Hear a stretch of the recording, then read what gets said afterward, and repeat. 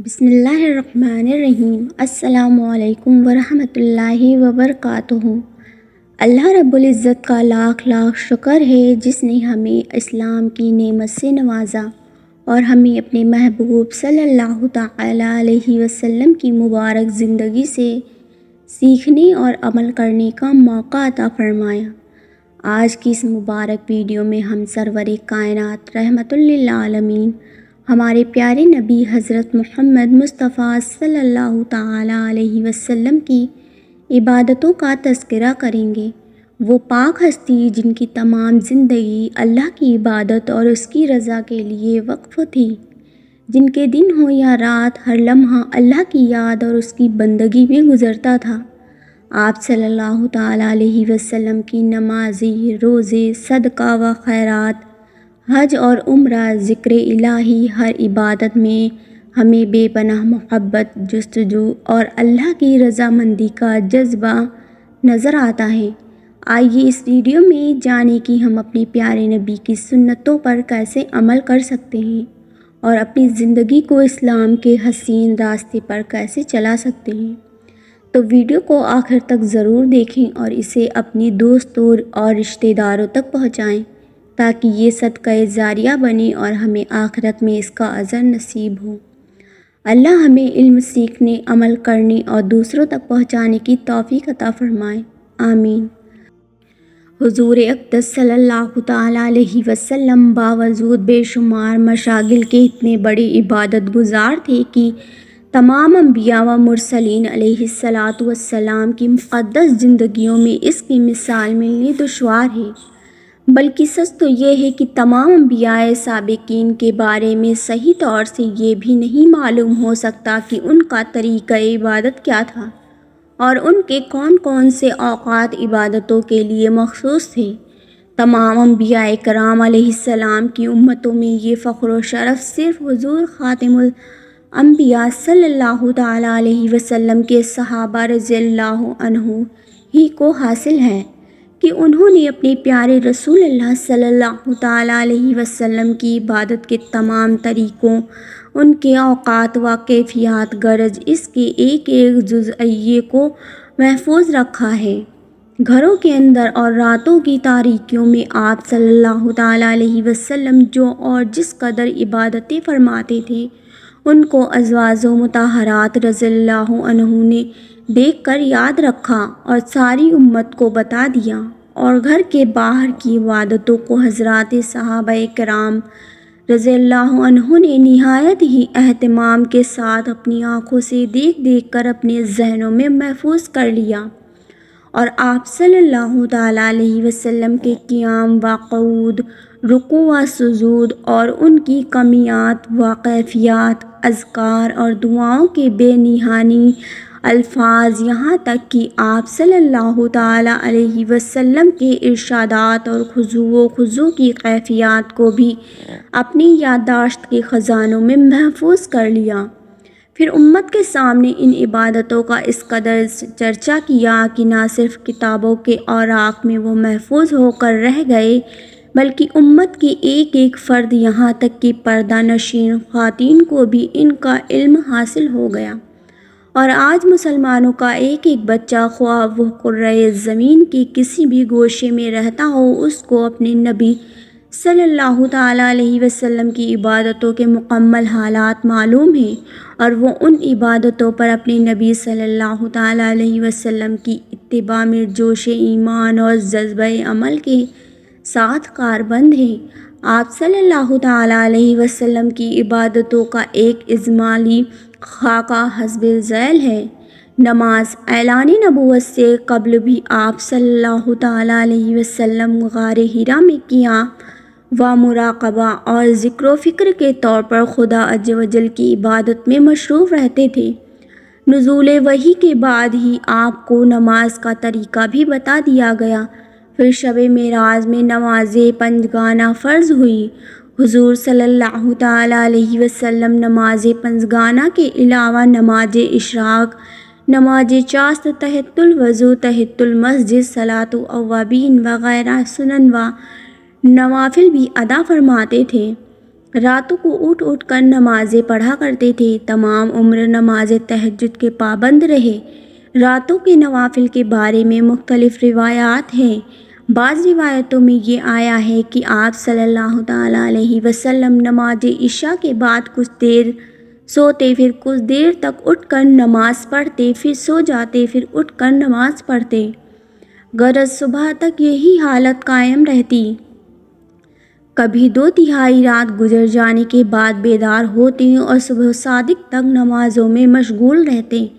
کبھی نصف رات گزر جانے کے بعد بستر سے اٹھ جاتے اور پھر ساری رات بستر پر پیٹ نہیں لگاتے اور لمبی لمبی سورتیں نمازوں میں پڑھا کرتے۔ کبھی رکوع و سجود طویل ہوتا، کبھی قیام طویل ہوتا، کبھی 6 رکعت، کبھی 8 رکعت، کبھی اس سے کم، کبھی اس سے زیادہ۔ آخر عمر شریف میں کچھ رکعتیں کھڑے ہو کر، کچھ بیٹھ کر ادا فرماتے۔ نماز وتر نماز تہجد کے ساتھ ادا فرماتے۔ رمضان شریف خصوصاً آخری عشرے میں آپ صلی اللہ تعالیٰ علیہ وسلم کی عبادت بہت زیادہ بڑھ جاتی تھی۔ خلفائے راشدین کی خلافت، آپ ساری رات بیدار رہتے اور اپنی ازواج مطہرات رضی اللہ تعالیٰ عنہ سے بے تعلق ہو جاتے اور گھر والوں کو نمازوں کے لیے جگایا کرتے تھے اور عموماً اعتکاف فرماتے تھے۔ نمازوں کے ساتھ ساتھ کبھی کھڑے ہو کر، کبھی بیٹھ کر، کبھی سربا سجود ہو کر نہایت آہوازاری اور گریہ و برکا کے ساتھ گڑ گڑا کر راتوں میں دعائیں بھی مانگا کرتے۔ رمضان شریف میں حضرت جبرائیل علیہ السلام کے ساتھ قرآن عظیم کا دور بھی فرماتے اور تلاوت قرآن مجید کے ساتھ ساتھ طرح طرح کی مختلف دعاؤں کا ورد بھی فرماتے تھے اور کبھی کبھی ساری رات نمازوں اور دعاؤں میں کھڑے رہتے، یہاں تک کہ پائے اقدس میں ورم آ جایا کرتا۔ روزہ رمضان شریف کے روزوں کے علاوہ شعبان میں بھی قریب مہینہ بھر آپ صلی اللہ تعالیٰ علیہ وسلم روزہ دار ہی رہتے تھے۔ سال کے باقی مہینوں میں بھی یہی کیفیت رہتی تھی کہ اگر روزہ رکھنا شروع فرما دیتے تو معلوم ہوتا تھا کہ اب کبھی روزہ نہیں چھوڑیں گے، پھر ترک فرما دیتے تو معلوم ہوتا تھا کہ اب کبھی روزہ نہیں رکھیں گے۔ خاص کر ہر مہینے میں 3 دن ایام بیج کے روزے، 2 شعباں و جمعرات کے روزے، عاشوراء کے روزے، عشرہ ذو الحجہ کے روزے، شوال کے 6 روزے معمولاً رکھا کرتے تھے۔ کبھی کبھی آپ صلی اللہ تعالیٰ علیہ وسلم شوم وصال بھی رکھتے تھے، یعنی کئی دن رات کا ایک روزہ، مگر اپنی امت کو ایسا روزہ رکھنے سے منع فرماتے تھے۔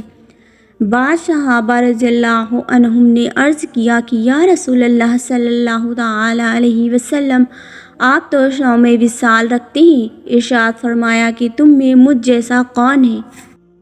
میں اپنے رب کے دربار میں رات بسر کرتا ہوں اور وہ مجھ کو یعنی روحانی غذا کھلاتا اور پلاتا ہے۔ زکوٰۃ، چونکہ حضرات انبیاء علیہ السلام پر خداوند قدوس نے زکوٰۃ فرض ہی نہیں فرمائی، اس لیے آپ صلی اللہ تعالیٰ علیہ وسلم پر زکوٰۃ فرض ہی نہیں تھی، لیکن آپ صلی اللہ تعالیٰ علیہ وسلم کے صدقات و خیرات کا یہ عالم تھا کہ آپ اپنے پاس سونا چاندی یا تجارت کا کوئی سامان یا مویشیوں کا کوئی ریوڑ رکھتے ہی نہیں تھے، بلکہ جو کچھ بھی آپ کے پاس آتا سب خدا عز و جل کی راہ میں مستحقین پر تقسیم فرما دیا کرتے تھے۔ آپ صلی اللہ تعالیٰ علیہ وسلم کو یہ گوارا ہی نہیں تھا کہ رات بھر کوئی مال و دولت کا آشنائے نبوت میں رہ جائے۔ ایک مرتبہ ایسا اتفاق پڑا کہ خراج کی رقم اس قدر زیادہ آ گئی کہ وہ شام تک تقسیم کرنے کے باوجود ختم نہ ہو سکی، تو آپ رات بھر مسجد ہی میں رہ گئے۔ جب حضرت بلال رضی اللہ تعالیٰ عنہ نے آ کر یہ خبر دی کہ یا رسول اللہ صلی اللہ تعالیٰ علیہ وسلم، ساری رقم تقسیم ہو چکی ہے، تو آپ نے اپنے مکان میں قدم رکھا۔ حج، اعلان نبوت کے بعد مکہ مکرمہ میں آپ صلی اللہ تعالیٰ علیہ وسلم نے 2 یا 3 حج کیے، لیکن ہجرت کے بعد مدینہ منورہ سے 10 ہجری میں آپ صلی اللہ تعالیٰ علیہ وسلم نے ایک حج فرمایا جو حجۃ الوداع کے نام سے مشہور ہے۔ حج کے علاوہ ہجرت کے بعد آپ نے 4 عمرے بھی ادا فرمائے۔ ذکر الہی۔ حضرت عائشہ رضی اللہ تعالیٰ عنہا کا بیان ہے کہ آپ صلی اللہ تعالیٰ علیہ وسلم ہر وقت، ہر گھڑی، ہر لحظہ ذکر الہی میں مصروف رہتے۔ اٹھتے بیٹھتے، چلتے پھرتے، کھاتے پیتے، سوتے جاگتے، وضو کرتے، نئے کپڑے پہنتے، سوار ہوتے، سواری سے اترتے، سفر میں جاتے، سفر سے واپس ہوتے، بیت الخلاء میں داخل ہوتے اور نکلتے، مسجد میں آتے جاتے، جنگ کے وقت، آندھی، بارش، بجلی کڑکتے وقت، ہر حال میں دعائیں ورد زبان رہتی تھی۔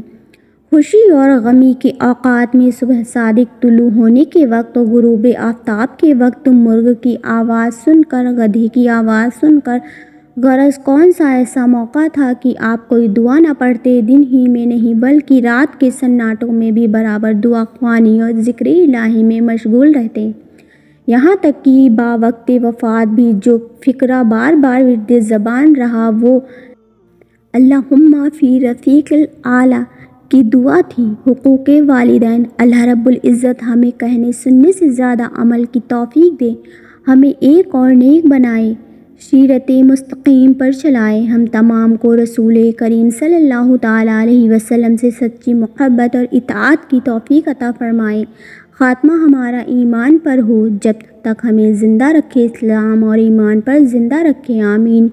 اس بیان کو اپنے دوستوں اور جاننے والوں کو شیئر کریں تاکہ دوسروں کو بھی آپ کی ذات و مال سے فائدہ ہو، یا آپ کے لیے صدقہ جاریہ بھی ہو جائے۔